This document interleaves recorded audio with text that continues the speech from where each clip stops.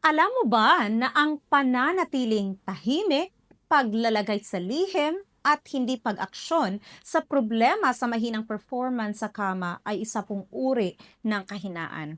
Ang mga lalaking ganito ay hindi marunong magpahalaga sa nararamdaman ng kanilang asawa at hello po, magandang araw sa inyong lahat. Ako si Dr. Jane Rose Garcia at ang pinakamataas sa sahod sa Departamento ng Urology sa Makati Medical Center.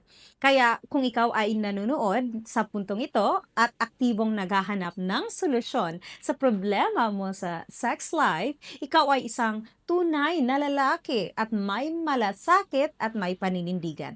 Kaya para sa mga kalalakihan na may problema, tulad ng maliit ang ari, hirap tumigas o sobrang bilis labasan.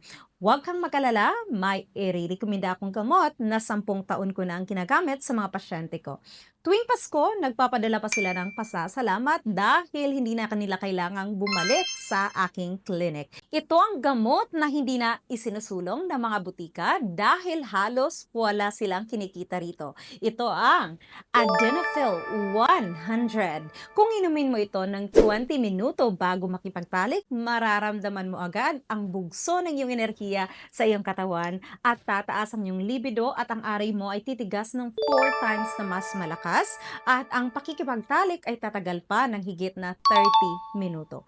May bisa ito ng hanggang 6 na oras kaya pwede kang makipagtalik ng 3 hanggang 4 na beses sa isang gabi nang hindi napapagod at ang tigas, ang sarap at ang tagal ay parang unang round pa rin. Dahil gawa ito sa natural na sangkap, kusang nilalabas ng katawan pagkatapos at walang side effects at ligtas para sa lahat ng kalalakihang edad 18 pataas. Ang Adenofil 100 ay may FDA certification mula sa United States at kung hindi mo mararamdaman ang epekto nito, ibabalik ng butika ang 100% na bayad mo. Kaya huwag hayaan na sirain ang problema sa kama ang tiwala mo sa iyong sarili, ang relasyon mo sa iyong asawa at ang kaligayahan ng buong pamilya. Kaya kung nanonood ka ng video na ito, ibig sabihin may natitira pa akong 10 free consultation slots.